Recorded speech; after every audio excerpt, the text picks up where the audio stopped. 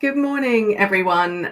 Good morning to those of you that are joining me live this morning, and of course, for any of you watching this on catch up or on the YouTube stream at a later stage. I haven't been live for a little while, but I'm aiming to be back and have a regular morning monthly live from now on in. Just had a really busy few months since probably around May time, actually, which included a lot of personal things as well as business and work related things. So I've had a number of trips. I've had two 70th birthdays for my parents in Ireland.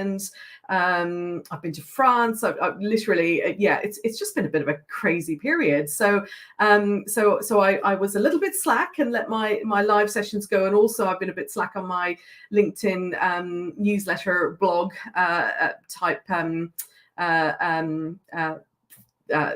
thing that I do on a fortnightly basis. So I'm going to get back on track with all of those things. But thanks for you for joining me today. And as I said, hi Alan, nice to see you.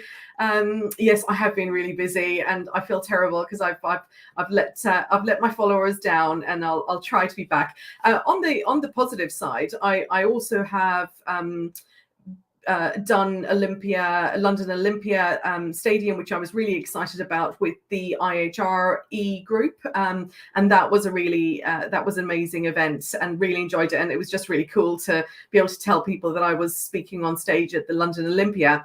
That was, I think, around May as well. And then since then, some of you may have been to see me at RecFest. So, and in fact, I've just realized you've got my RecFest badge over here behind me. So I went to RecFest and I spoke on stage there on the RL 100 stage, which was an amazing experience, and a real privilege to be invited along to do that. So if anybody's here that saw me at RecFest, then hi. So lots and lots going on, but I'll get back on track with my LinkedIn lives now. So today we're going to be talking about the candidate experience. And I guess what we're going to be focusing on is thinking about the things that we can do to elevate the candidate experience and to make it a really positive experience without damaging our process and without impacting the process that we have. Because of course, it is really important for us to have a structured process, and partly having the process is about not missing out on things and not making mistakes and not doing things wrong and not missing out on prospective candidates that are really strong just because they're not obvious. So our processes are really important. But there's other things that we can do to make the process better. And a lot of that includes marketing, actually, and using marketing tools and using AI as well, which I'll talk about in a moment, to help us to elevate that candidate experience and make it a really positive, a positive, engaging experience for our candidates. Did see that. It's a shame you didn't make it, Alan. It would have been lovely to see you there. I caught up with a few people that have come to my lives, and it was amazing to meet with them. Next year, you'll definitely have to be there next year. Really great topic you're covering today. As my experience as a job hunter hasn't been that great. 100%. And I'm hearing that all the time at the moment. As you might know, Ellen, and other people will know, I'm a member of the RL 100, and we have a private WhatsApp group so it's effectively got about 100 resourcing leaders in that group.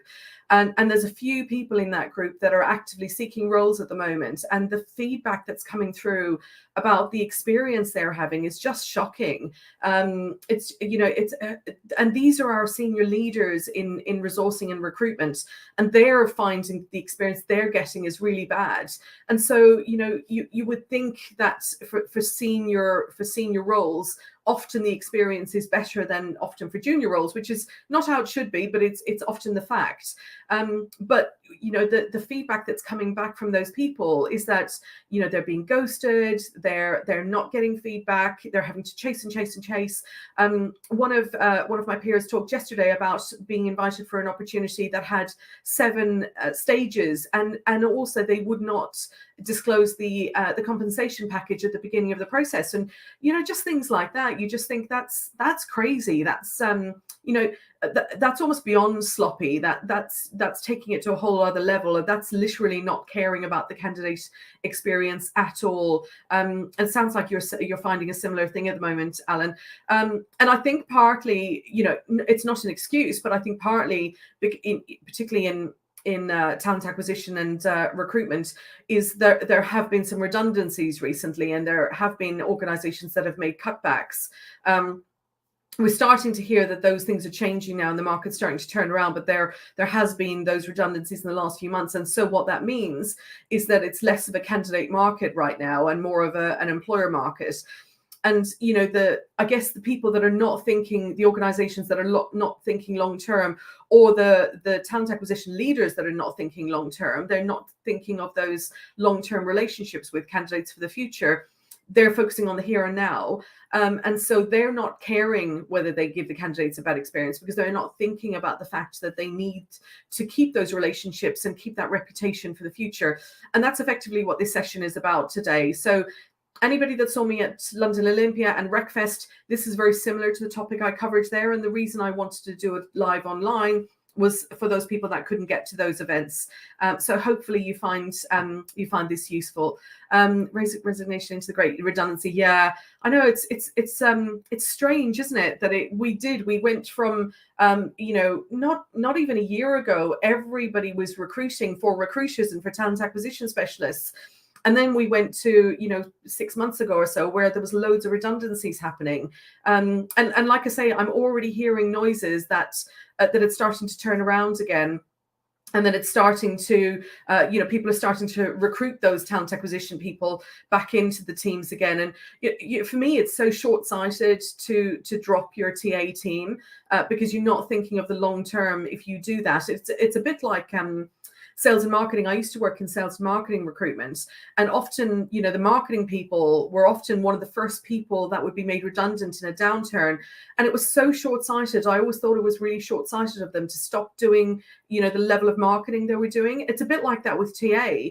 If you drop your TA team, you're not building those relationships for the future, and you're not nurturing those candidates and that talent for the future. And so when you then need them, which you absolutely will, and it's only a matter of time before that candidate flow is needed again, then those people aren't there and they're not ready for you. And that's when people lose the war on talent, because that talent or those people go to the organizations that have nurtured them and kept a relationship and maintained a relationship whilst there was a quieter time, because, business works in cycles. It always, goes around. Hi, Robin. At your talk at Recfest, you mentioned that candidates don't feel engaged when hiring managers aren't included in the initial steps. Yeah. So I probably won't get into that hugely, Robin, today, but because today, to be honest, is like I say, is very similar to what I covered there. But we can certainly talk about it. It's a difficult one, isn't it? I always think, and this is just my opinion, but I think having the hiring manager involved in the process is a really key part of engaging that candidate, because ultimately candidates, yes, of course, they want a TA or a recruiter that they can build a relationship with, but they're not going to work with that TA or that recruiter in the long term, and they're not going to have a long-term relationship with that person. Particularly in the medium to large organizations, that once they start in the company, they probably won't have a lot of interaction with the recruitment team. And so bringing that relationship with the hiring manager forward to as early as possible in the process is only ever going to help create more engagement with those candidates, because they start to build a relationship with the person that they're going to work with, and with the person that that they need to have a relationship with and they need to feel connected to. It's not always possible, and when I talk about it today, and when I talk about it at Recfest and at London Olympia, this is about best practice. This is about the things that we would ideally like to do. Realistically, we might not be able to do all of them. And I guess in a way, it's almost thinking about your organization and what's practical for you to implement and for you to take back to your company and use in your business. you might find that actually getting the hiring managers involved too early is too difficult. And that may be because of volumes, that may be because of, just the way your structure is set up. There's all sorts of reasons that could be the case. But I think if your organization is structured in a way that you can get them involved earlier, and your hiring managers want to get involved earlier, and actually, as importantly, that I use the wider you as an organization have prepared them and helped them to understand what they can bring to the process and how they go about nurturing and engaging with those candidates. Because where organizations often go wrong is they bring the hiring managers in at an earlier stage, or at any stage, to be honest, but often don't give them a lot of training and guidance on how they nurture candidates and how they build engagement. And so then you're almost just hoping that the hiring manager has a natural skill in this, but often they don't. Particularly in those more technical roles or the really functional roles, often the hiring managers might not be very skilled in nurturing and engagement and things like that. So we need to also educate them if we're going to do that. So Robin, let's I'll come back to questions at the end, and if we can possibly elaborate on that and more, and if you want to ask any more questions, we can come into that as well. Robin, I've managed a process with and without HMs, and the best campaigns are with the HM and a peer. Yeah, 100% agree. But I do genuinely think it's because you're bringing that engagement in with the candidate as early as possible. Alan, you're absolutely right. It is mentoring. It's about mentoring and coaching and guiding our hiring managers to help them understand the part they play. They often don't understand the part they play or that they can play, and that's often the problem. Is that they think that they're just there to ask a few questions, but actually, if we help educate them of how they can go about engaging with those candidates and how they can go about developing a relationship with them, it can make a huge difference to them knowing their place in the recruitment process and really supporting the recruitment process and doing the bit they can do really, really well, whilst leaving the key things that you need to do to you. Because I do believe that the TA team need to, control the process. The TA team need to manage things like offers, and anything that needs monitoring and controlling needs to be handled by TA, because we're the people with the skills to be able to do that. The loss of mid-seniors, it's a difficult one, isn't it? Okay, let me share my slides and we'll get into that. And like I say, we'll have some time for questions at the end, and hopefully that will help with some of those questions that you may have. Right. So as I said, we're talking about the candidate experience and elevating the process to create moments that they remember. And Robin, apologies in advance if you were at RecFest. This will sound familiar. Hopefully that'll be a good thing, because sometimes when you hear things twice, it sinks in a little bit more. But apologies, it is going to be a little bit of repetition from that session. So we're going to look at creating a memorable, positive candidate experience, candidate journey, creating a memorable and positive. I've replicated the same bullet point there. Ignore that one. We're going to talk a bit about recruitment marketing, building know, like, and trust. And anyone who's come to my sessions before know I talk a lot about building know, like, and trust. Going to talk a bit about content planning and omnipresence, and how you can create that unique, engaging, and personalized content. And then I say at the end, we'll come to questions. But I guess the premise of this overall is, how can we create a candidate experience that's memorable, whether the candidate is successful or not? Because ultimately it doesn't matter if the candidate is successful or not. And in fact, it's almost more important for us it's equally important for us to create a memorable experience for people where the process, where they have been unsuccessful, because they're the ones that, if they're an ideal candidate profile for us, that they're the ones we want to nurture and build a relationship for the future, and keep them, wanting to secure a role with us for the future, so that when we do have the right role for them, they come back to us. And I want to touch very briefly on my story that I led with at RecFest. And I'm not going to spend too long on this today, but just very quickly, partly my inspiration came from this story. Partly my inspiration came from always having a passion for candidate experience and creating a really good journey for candidates. But partly it was solidified for me when I had an experience myself, when I decided to leave agency recruitment and go into in-house recruitment. And I had many reasons for doing that. Mainly, I guess, because I wanted to elevate my knowledge and my experience, and I wanted to move in to be part of a HR team and to take my experience and my knowledge to a new level.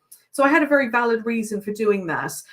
But of course, because I didn't have some of the experience they wanted, I was applying for roles that were, in theory, below my level. So I was applying for talent partnering roles and talent acquisition manager roles, bearing in mind that I was a director in my company at the time. So it seemed like a step back. But I think one of the things it really told me, or it really showed me, that just because somebody's CV looks like they're taking a step back, we can't just make a decision on that. We have to understand the reasons for that, because in my case, I was very conscious of that step back, and I knew I needed to take that step back to develop the skills that I needed to be able to go back to a senior resourcing role. And I did that. I moved into a recruitment manager role, and now I'm head of resourcing, but I couldn't have done that without taking that initial step first.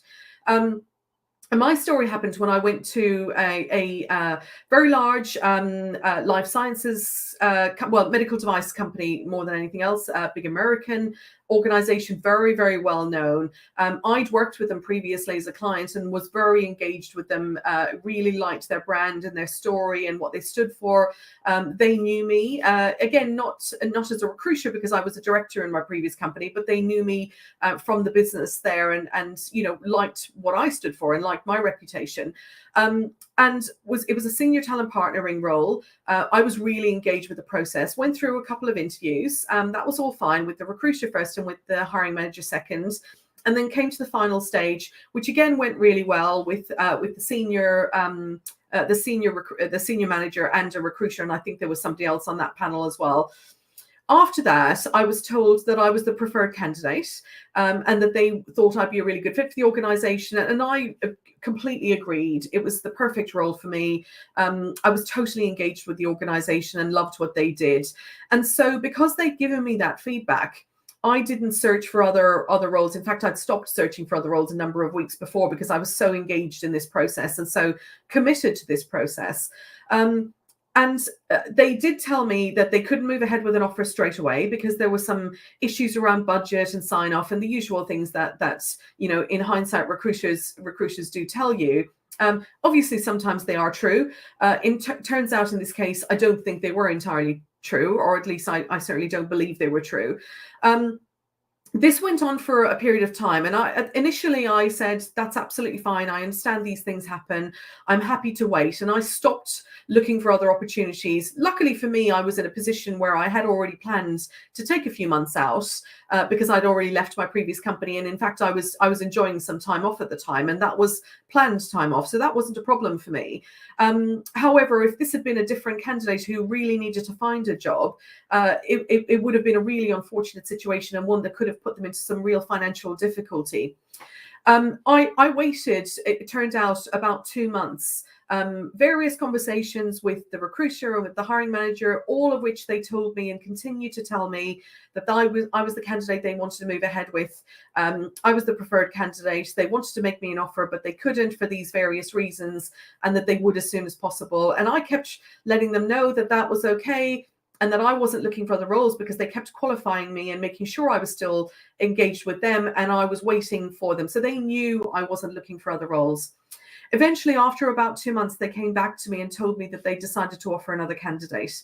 And I said this at Breakfast, that I in my gut, I probably knew that something wasn't quite right, but I was so committed to this organization and so bought into them that I ignored my gut instinct and carried on waiting.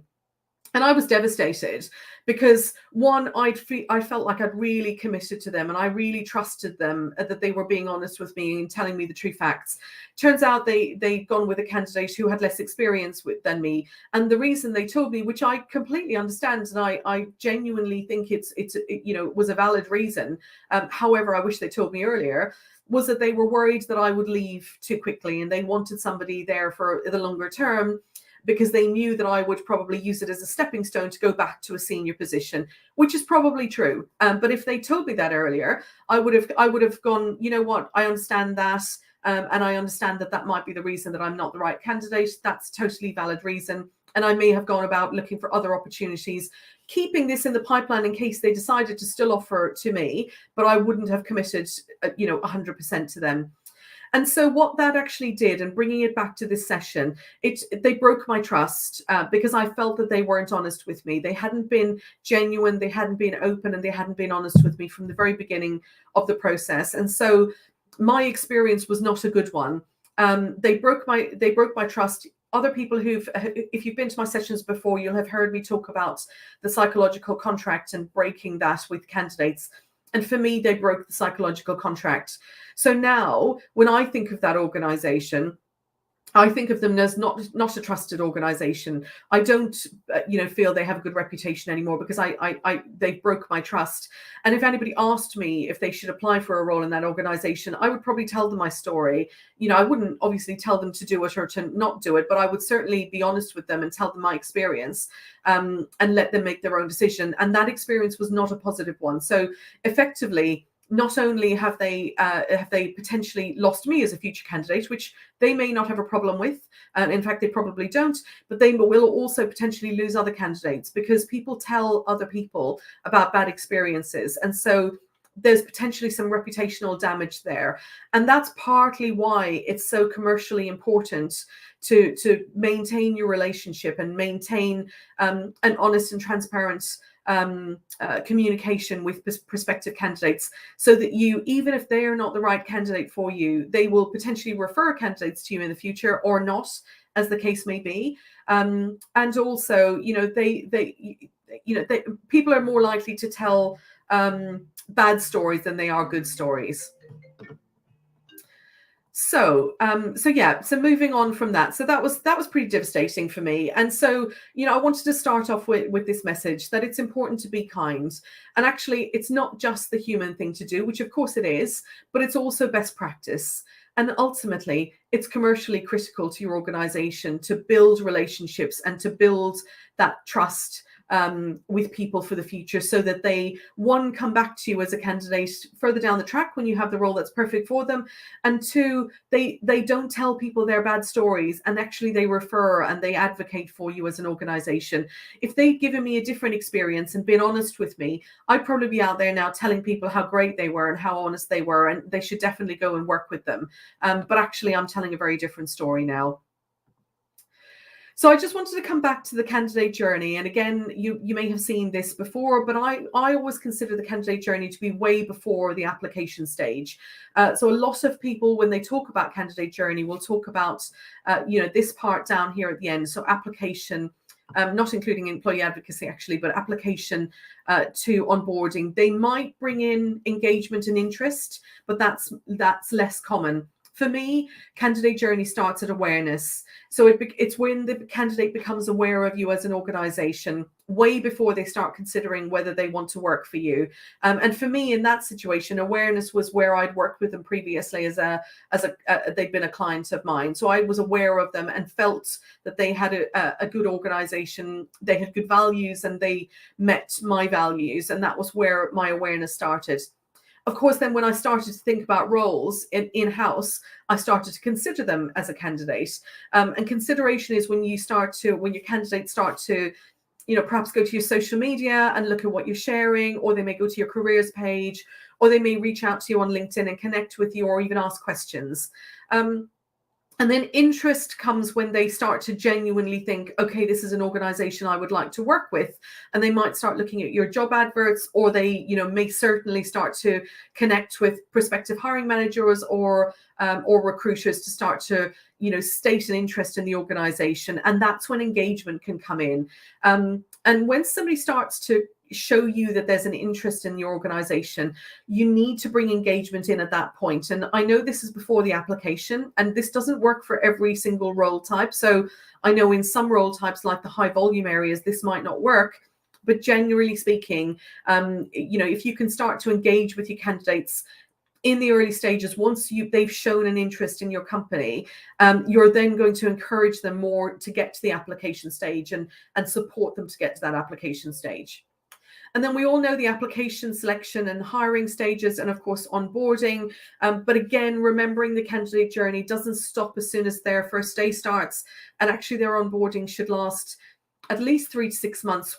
I always think it should have much more touch points with your new starter for the first 3 to 6 months at least, than you will have much further down the track. So for example, if a hiring manager normally has a monthly one-on-one with a team member, with a new starter, I'd actually make that weekly for the first few months. And you'll decide how long that needs to be depending on the individual person and the support that they need. But certainly in the first few months, you should at least have that weekly while you understand what their needs are, and whilst they start to get to know the organization and have an opportunity to ask lots of questions.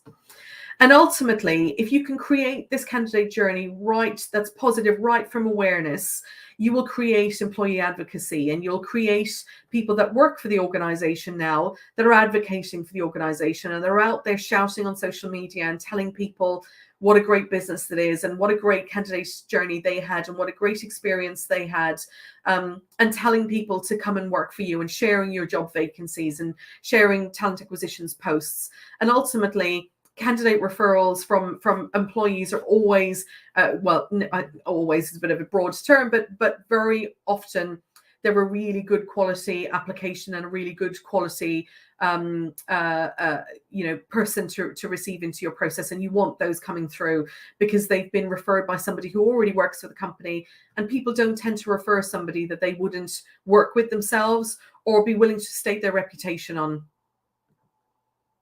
And so what we're trying to do is create that memorable, positive candidate experience while maintaining a quality and efficient process. And there's a few different steps we can do to create that. One is creating engaging adverts and job descriptions. And one thing to remember here is that your job description and your advert are entirely separate things. They have a totally separate purposes. Your advert is a sales tool. It's a tool for drawing people in and engaging them and wanting to sell your organization to them. Whereas your job description is something that a candidate will be measured by when they're in post. Its function is to show them what the expectations are for them in the role, and also for a manager to help guide them in role so that they can make sure that they're meeting the expectations of that role, and they can identify where they need support and additional training moving forward. So using those two tools really effectively, but having that really engaging advert and job description. Streamlining your application process as much as possible. So many application processes these days duplicate information. And I know sometimes we are limited by our ATS and what our ATS will allow us to do. But, it's thinking about, right, what can we do to streamline this application process? If you have an ATS system that allows somebody to upload a CV, but then it also has an application that asks them to add in all of their background details, like their past roles and their education and all of their experience, then you're effectively asking them to do the process twice. So is there any way that you can change that and either have a CV or an application, or merge the two so you've got a streamlined application and a CV? So people don't feel like they're having to do the same thing twice, because there's nothing more frustrating than filling out a big long application, knowing that you've just been asked to attach your CV when it has all of that information on there. Creating that process where you've got clear, honest and transparent communication. It's so important. Candidates would much rather you be honest with them and transparent with them, and they're much more likely to stay engaged with you. Again, going back to my own experience, if they'd been honest and transparent with me, yes, of course, I'd probably have looked for other opportunities because I would have known that this one might not come to fruition. However, if it did come to fruition and they did offer me, I would be much more likely to apply to accept, because I would have respected and I would have really felt that their values shone through because they've been so honest in their communication with me. So there's a lot to be said for clear, honest and transparent communication in creating a positive, memorable candidate experience. Having a personalized approach where as much as possible. And again, I know that's not always the easiest thing to do when you're particularly when you're dealing with volumes, but there are ways you can do it. If your ATS has a CRM bolt on, or there's other ways even with your ATS that you can personalize communication as much as possible. A lot of the time these days we have personalized communication in that, so automated communication that might have a first name, automated or personalized. We'll all have seen those emails where you get saying hi first name because their automation hasn't worked properly. But actually, most ATS systems will allow you to personalize through the body of that text as well as just the first name. So there's often things that you can build in, and if it's in your application, you can build it into your engagement with them as well and start to personalize that a little bit more. There's also some brilliant AI tools that you can use to do that too. I won't have time to get into all of those today, but if anybody wants to get some tips on AI tools that can help you create a personalized approach, then reach out to me after and I'll be happy to talk to you a little bit more about it. In fact, I might do a LinkedIn Live next on some of the AI tools out there to help with that. Having really well-prepared interviewers, and this comes back to what I talked about at the start of educating and coaching and advising your hiring managers so that they are good quality interviewers. They know how to interview, they're well-prepared, and they know how to deliver a good experience during that interview.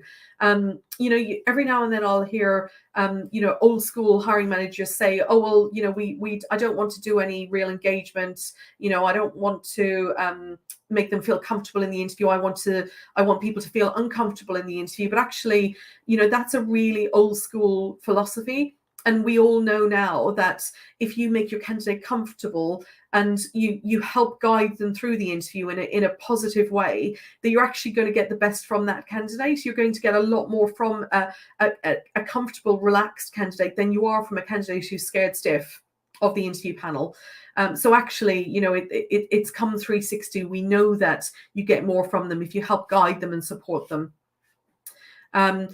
Offering respect and courtesy. I mean, again, this should be a bit of a no-brainer, but it's amazing how often we don't respect our candidates and we don't give them the common courtesy of things like feedback or just responding to messages. And, Alan talked at the start of the session about the experience that he's having in the recruitment process at the moment. And I know a lot of people right now are just finding that there's no respect for candidates out there. And it's a common courtesy, as far as I'm concerned, to give people respect and respect them in that process. Having a really candidate focused evaluation process. So you're not focusing your evaluation of the candidate on the job solely. Obviously, parts of the job have got to come into that, but also focusing on what the candidate can bring and thinking more about skills that the candidate can bring and transferable skills, because it's not all about ticking a bunch of boxes. It's often about people bringing in those transferable skills that will complement the job. And they may need a little bit of upskilling, but thinking about, well, what can be upskilled and what is essential. So really differentiating between that essential skills and the desirable skills that can be upskilled. Creating those human touch points as much as possible. So again, we often these days will use automation, and if you use automation really well, it can be a really good tool, but it's thinking about where in that process do you still need a human touch point and making sure they're built into your process at the appropriate times. And having post-interview engagement that is broader than just giving feedback, even though if all you can do is give good quality feedback, then that's a really good step to take in your post-interview process of giving that candidate real solid feedback that they can do something with, something really constructive. I always call it useful feedback. So rather than just telling them you were pipped to the post or something like that, which they can do nothing with, tell them why they were pipped to the post. What do the other candidates have that they perhaps didn't have that maybe they can develop for the future and be ready the next time this vacancy comes around again? Or, was it just that they didn't interview very well and perhaps they do need to do some interview preparation? Can you give them some guidance on how they can prepare better for their interviews on the next occasion? So again, they secure the job next time round. And so all of these things and coming to recruitment marketing is all about building the know, like, and trust factor.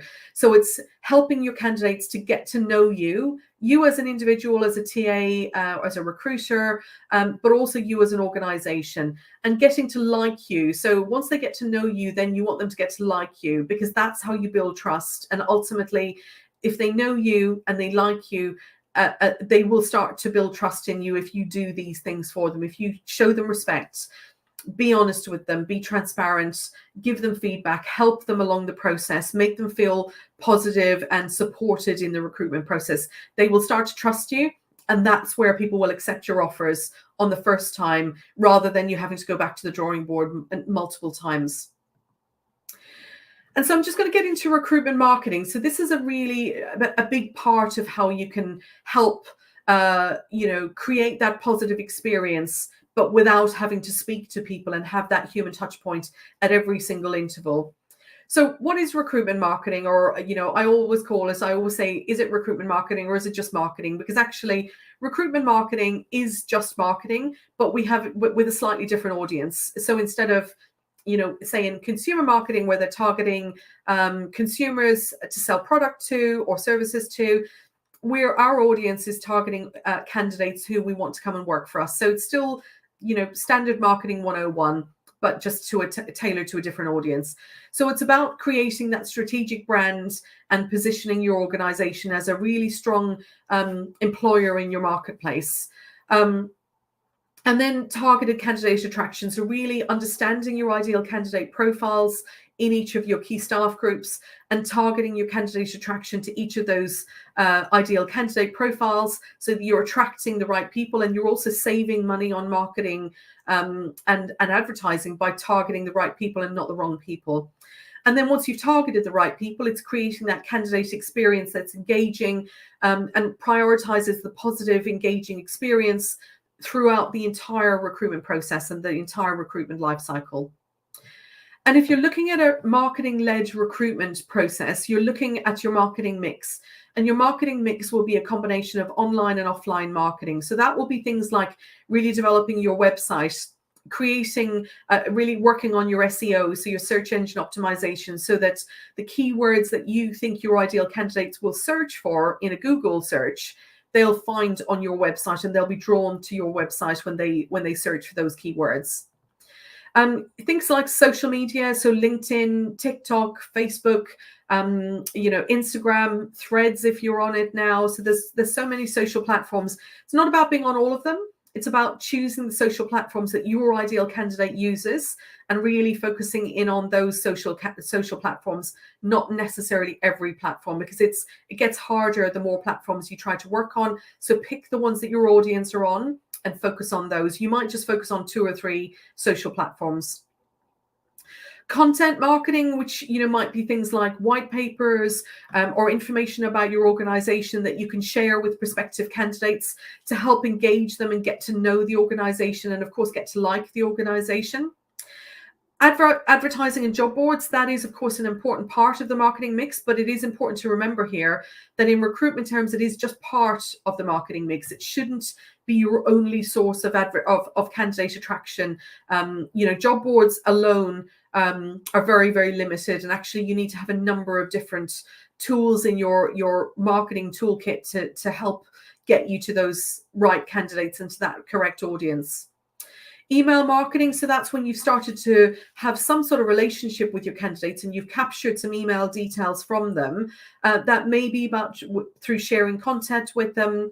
That may be about, asking them to download some tools and some resources from your website or from completing a survey. And there's lots of different ways you can capture email and get people onto your talent pool. And so once they're on that talent pool, it's then about creating email marketing content that engages them. And that is about not just sending them jobs that suit their profile, but sending them other information that suits their profile. And we'll come to that a little bit more in a moment. And also your offline things like events, exhibitions, conferences, whether you do those on site in your organization or whether you go off site for those events. But it's creating all of that and drawing all of that information into your CRM. And hopefully most of you, or some of you, will have an ATS that has a bolt-on CRM that you can draw people in, and then you can start to create that engaging content that you send out to them and help them get to know your organization, get to like you, and get to trust you for the future.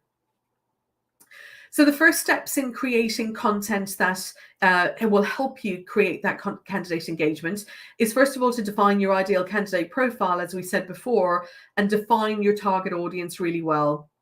Create that candidate value proposition. So this is very similar to your EVP, and I call it a CVP, but it's slightly more externally focused. So you have your EVP, which is your employee value proposition.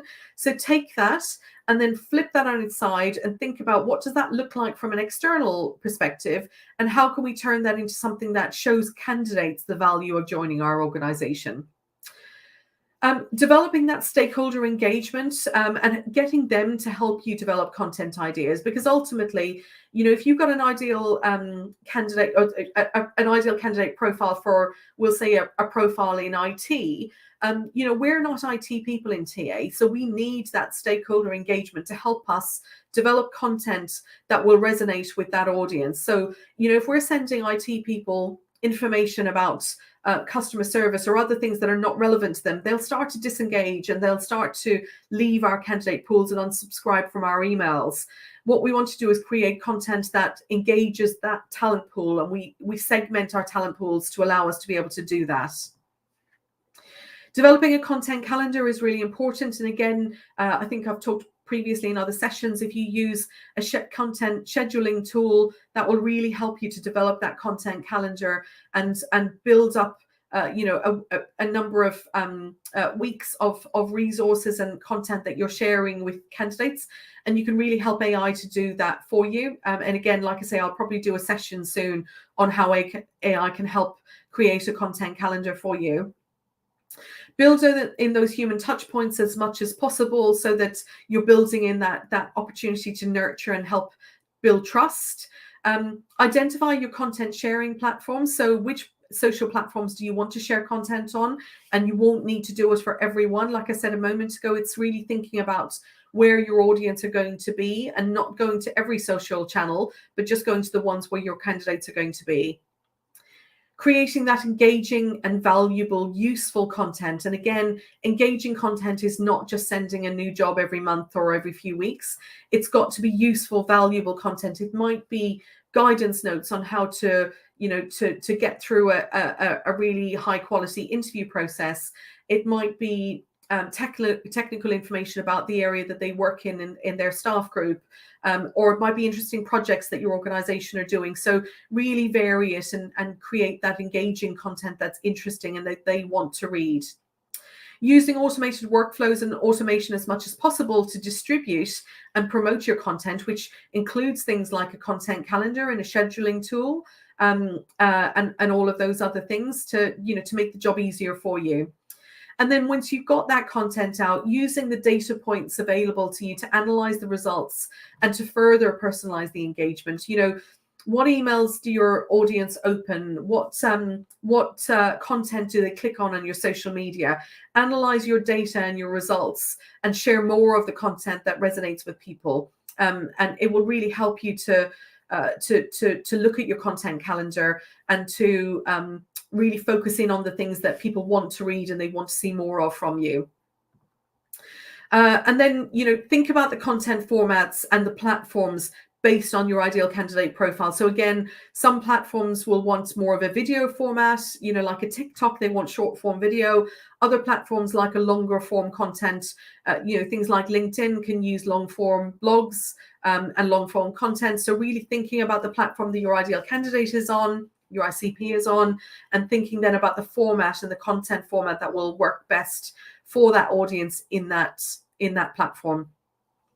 And so, AI, so this is my little AI image. AI can really help you with this. So if you're using ChatGPT, you can use that to help you create a content plan for a number of weeks. You can get it to help you write your content. AI should only ever be used as a really high quality, very fast, very speedy assistant.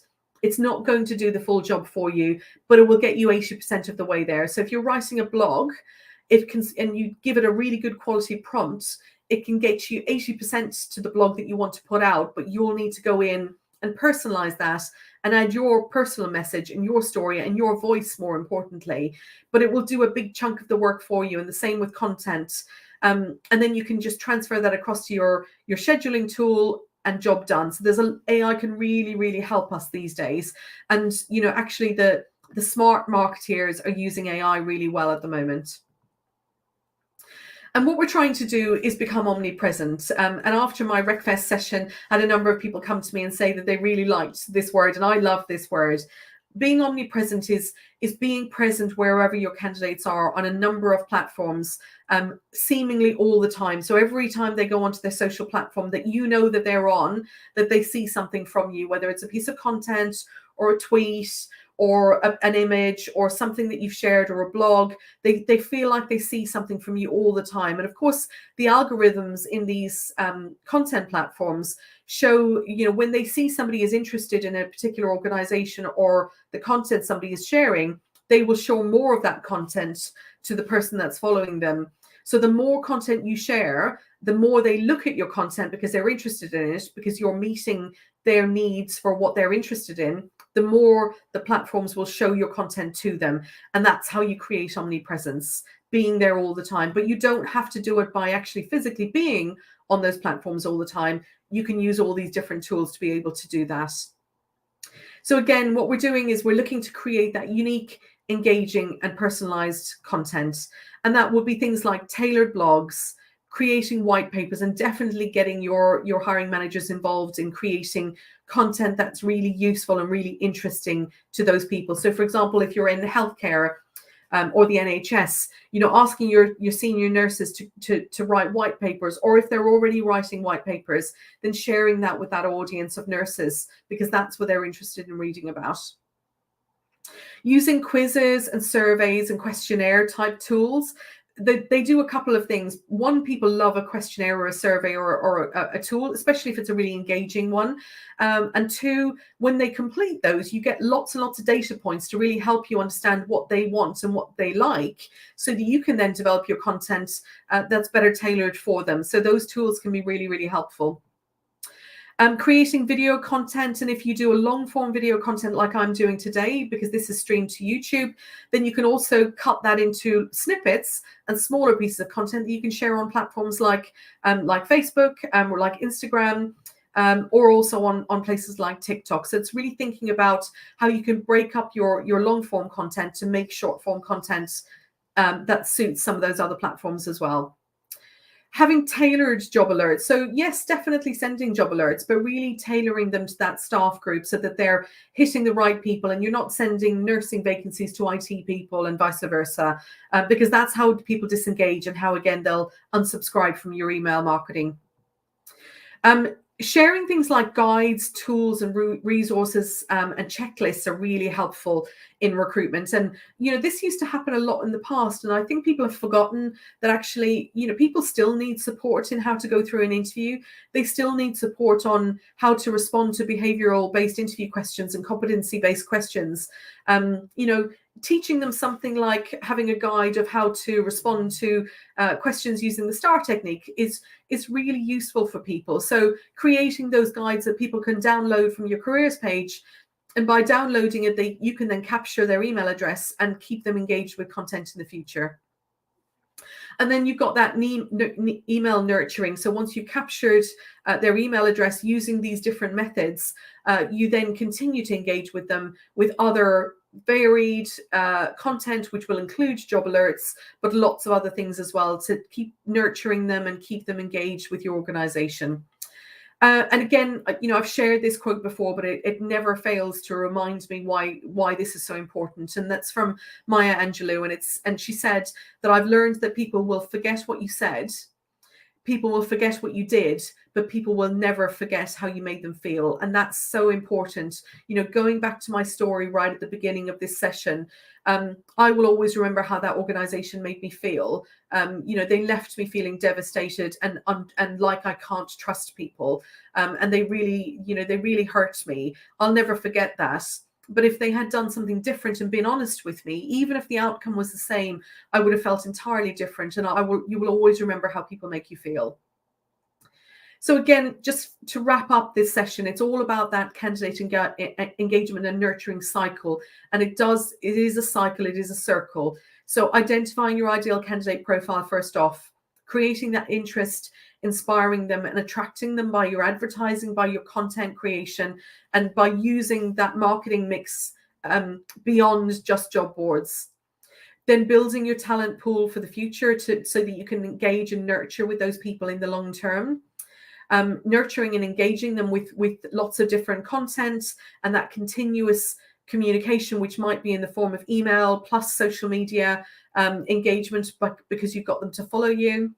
Building that know, like, and trust factor so that they, you know, when there's a vacancy, they do know you, they already like you, and they already trust you. And ultimately, that comes back to them starting to work for your organization and becoming those employee advocates who help you find perfect candidates and those ideal candidate profiles to bring them back around through that cycle again in the future. And so coming back to our objective right at the start, so why is it important? Well, first of all, it's kind, as we know, it's the human thing to do, but it's best practice and it's ultimately commercially critical. Organizations that don't do this won't build a sustainable candidate pipeline for the future. And so when they're needing to recruit desperately, which will happen in the next 6 to 12 months, they won't have that pipeline of engaged candidates ready to reach out to, and they'll be in a battle. They'll be back in that war for talent. They'll be competing on things like salary and benefits, which is never a good place to be for an organization, because that's when people start to reject your offers and take counter offers and take offers from other organizations, or because there's no trust there, that you haven't built a relationship. So there's nothing else there apart from salary and benefits. And so just to leave you with this, I did this at RecFest, and I'm about to send out the survey results probably in the next week. And I think about 50 people completed this survey on the day. So if you want to get the survey results, then fill in this this questionnaire. So the questionnaire is about, is your business candidate experience savvy? And it will give you some pointers immediately of what you can do to improve your candidate experience if you think it's not perfect. But it's also quite nice just to measure yourself and benchmark yourself. And if you also fill it in, I'm in the process of creating a report based on this information that I'll be sending out to everyone that completes it. And you'll get that as a free report that you'll be able to use to help you benchmark and potentially, you know, go to your executives in the future to talk about your candidate's experience and talk about why you need to make changes and what you're proposing as to how you make those changes for the future. And so just over to questions now. So I'm just going to unshare my screen so I can see everyone again and go back to the content. So the comments. Right. So we've got lots of questions, or lots of comments, should I say? So let me have a quick flick through these. So Alan, otherwise it sounds artificial and not authentic. Yeah, absolutely. Sorry, have I missed any early? Let's have a look. Mentoring piece. The loss of, I think we've looked at that one. Negotiations. Yeah, Alan, I don't know if you're talking about people negotiating their salaries, but obviously, as I've just wrapped up with, you get into a situation if there's no trust and there's no relationship with candidates when they're in a recruitment process. All you've got to lock them down and you know, get them to accept their offer is salary and remuneration, because there's no trust, there's no commitment there for them, and it's all about salary. And that's a really bad position to be in when you're in a competitive candidate market, because you're competing on salary. It's not a good place to be. So right now you might be able to get away with that in some markets, not in all. Some markets are still really competitive. But the way to avoid being limited by competing on salary and benefits is to build and nurture those people for the future. Robin, yes, absolutely. If you've registered for the session, I'll have your email address, so I will send the slides out to everyone that's registered. If you didn't register and you've just joined live, then send me your email address and I'll definitely get that out to you. I'll also send a recording, copy the recording as well. Alan, still to this day, I celebrate brands I believe in. So I've just realized I can show these comments. I always forget I can show the comments through this tool. Yeah, I completely agree. You know, you always talk about the brands that you believe in and have built trust with you. And so, you know, that can make a difference for years and years and years for an organization. And so do many leavers. Yeah, absolutely. You know, same with me. I've got organizations that I've left that I continue to refer people to because I know they're a great organization. I didn't leave them because they were a bad company. I left them because of other, you know, personal reasons for my development or whatever it may be. But, you know, lots of leavers will leave with a really good experience and will always refer. Oh, no problem at all, Alan. If you're already gone, great to have you on board for a bit. Can you please share the point with us, Mohammed? Yes, I will absolutely do that. Again, as I said to Robin, if you've registered, I'll have your email address and I'll share with you. If you haven't registered, send me your email address by DM and I'll send that to you. Alan, we need to own that as we put a lot of work into branding. We do. We put so much work into branding, and often we don't then carry that through. We put a huge amount of work into our employer brands, and then we don't always carry it through the entire process. And so we're missing a bit of a trick, really. Collaborating with marketing teams can save you time with marketing via multiple platforms. Absolutely. You know, one of the first things I always recommend if you're starting to work on recruitment marketing is get your marketing team internally on board with it. You need to personalize it. Yes, absolutely. Otherwise it sounds artificial and not authentic. Authenticity is so important to candidates because people just see through it now. You know, everyone's really savvy when it comes to social media. People will totally see through you if it's not genuine and it's not authentic. Question from Alan: how long do you feel a campaign should run for right now, considering it's an employer's market? It's a really hard question to answer, Alan. I really think it depends on the role and the candidate profile that you're looking for, because I generally think an individual campaign shouldn't run for too long because it does get stale quite quickly. But if it's a campaign for a role that's really hard to fill, then you probably run it for a little bit longer because you know it's going to take longer to get those ideal candidates. If it's a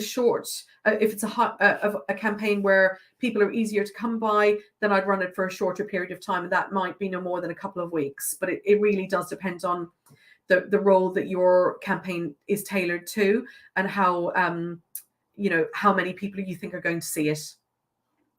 I see a really great campaign by Kings during COVID. Who's behind the mask? Yeah, it was to share role profiles, a bit like a day in the life of. Yeah, a day in the life of, or background. You know, behind the scenes marketing content is really, really good. People love that stuff. So, you know, if you can get, again, your hiring managers need to get involved with that. But if you can get your hiring managers sharing content on behind the scenes or a day in the life of, or, you know, like you say, who's behind the mask, really resonates with people and it's authentic and it's real and they love that kind of stuff and it really engages candidates. I'm not sure what that was, but thank you. There's a few things that I've shared before, so I know you'll be familiar with some of them, Alan. TA specialists are the ones who are trained to do this. Sorry, I'm not sure which part that was referring to. Okay. Great. So that's all the questions and comments. And we're coming up to, we're just coming up to an hour.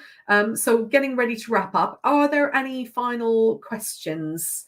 Oh, yes, I have used that quote before. Yeah. Thanks, Ellen. The Maya Angelou one. Yeah, I love it. It's, it never fails to remind me why it's so important. Yeah, definitely.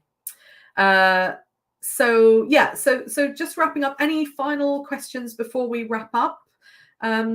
like I say, I will share the slides with anybody that's registered for the session. I'll also share a link to the YouTube recording, because that will be straight streamed to YouTube, so you can watch it on playback over there. If you want to, feel free to also share it with colleagues or other people in your TA team. And if there's anything else I can help with, or any additional guidance I can support with, then please do reach out to me. And if we're not connected, connect with me on LinkedIn. That's where I tend to spend most of my social time. And hope you enjoyed that today. Hope that's been valuable, and I will see you, or hopefully I'll see you all next month for another session. I think I'll do some AI tools next month, because I feel like I'm talking about that a lot and not necessarily getting into depth. And I know people are really interested right now of how they can use AI effectively. I did do a session on that a number of months ago, but it was when ChatGPT was quite new. And at the time it was, the content I shared was probably really helpful for people. But I've developed my knowledge of it, and I've learned a lot more about it, and also some other AI tools as well. So I might do a session on that next month. Oh, good. Thanks, Alan. That's that confirms it. I'm gonna do it on that topic for next month. So have a great day, everyone. Thanks so much for joining me, and I'll see you all next month.